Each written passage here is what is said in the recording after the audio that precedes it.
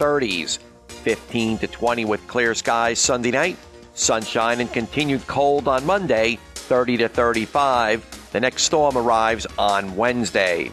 I'm meteorologist John Leo in the WTBQ Weather Center. The opinions expressed in this program reflect only those of the participants and are not necessarily those of the sponsors, management, or staff of WTBQ Radio or FST Broadcasting Corporation.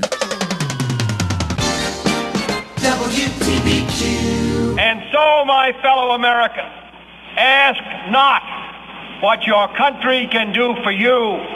Ask what you can do for your country.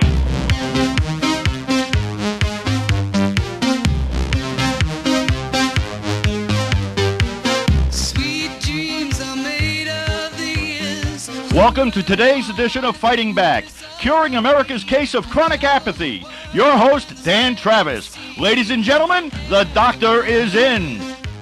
Welcome to another edition of Fighting Back. I am your resident freedomologist, Dan Travis. I'll tell you what, the day they stop putting that disclaimer before my program is the day I quit. I want to make sure that we irk people with the information we put out there. But I've got an awesome treat for you guys today. I'm giddy like a schoolgirl to even be talking to him today because he's one of my heroes.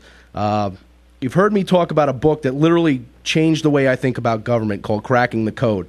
Well, the author of that book is a man by the name of Peter Eric Hendrickson, and he's on the line with us today. Pete, how are you, my friend? I'm doing great, Dan, and very pleased to be with you and your audience. Thank you. Let me just say that I'm honored to have you on as my guest. You really are a large part of the reason this show even exists. Your book truly opened my eyes, and after reading, I was so outraged that I needed to find an outlet to vent my frustration. It was either that, or it was either a radio show or a divorce. So me and my wife are still married, and here I am.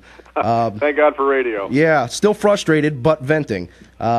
This issue is so big that I think most people would rather stick their fingers in their ears and hum rather than learn the ugly truth about the way the American people have been and are being abused by the U.S. Congress and the IRS. No, you're absolutely right. In fact, people are conditioned and trained in this country to put their fingers in their ears and close their eyes and to not look closely at the issue of the income tax in particular, not to mention a lot of other areas of the overweening central state and its clients and beneficiaries and defenders.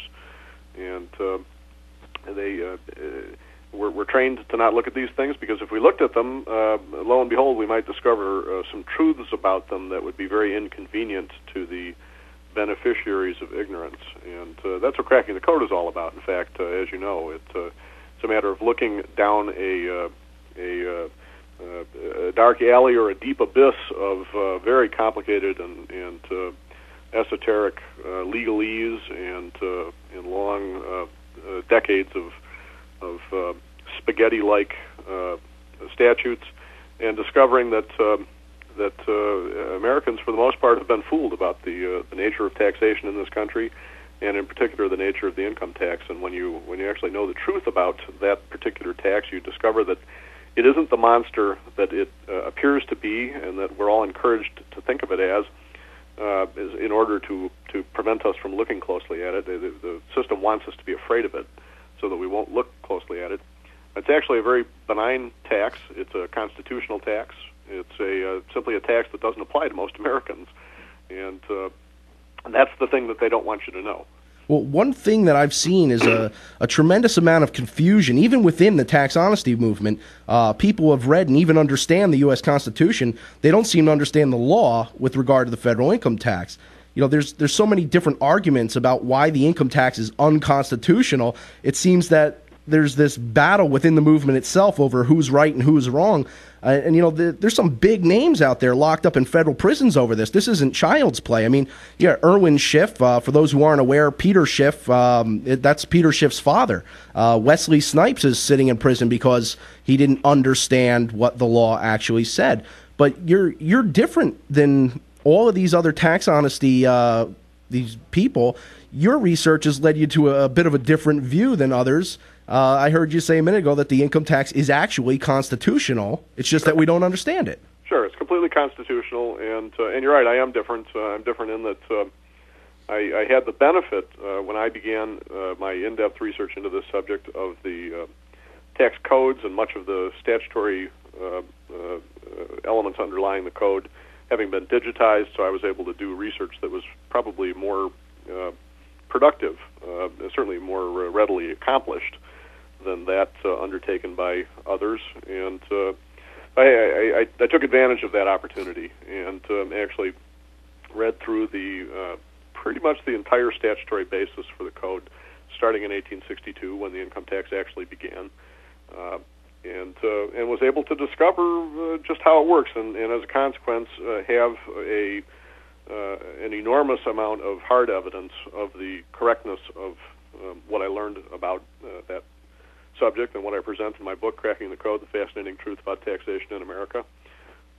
Hundreds and hundreds and hundreds of complete refunds. I have the distinction of being the first American in history to get a complete refund of Social Security and Medicare contributions, along with all more nominally described income taxes. But thousands of readers of Cracking the Code have done the same thing since then, and that's been going on for over 5 years now, and happens every single week. Americans across the country reclaim all of their property that was withheld or paid in by them, including Social Security and Medicare contributions, from the federal and so far 33 state governments, along with a smattering of local communities.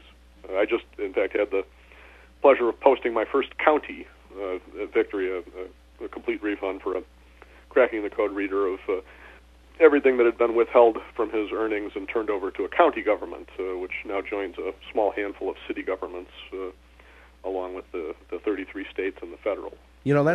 That's awesome. I mean, and we use the word awesome a little too freely as a society. When I say it about this, I mean, it's awe-inspiring that you've written a book that puts this information out there that allows people to take back the core of their personal property.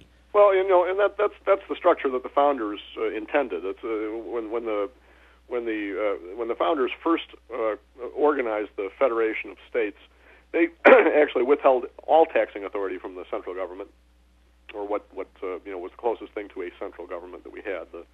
The federal government under the Articles of Confederation had no taxing authority of any kind.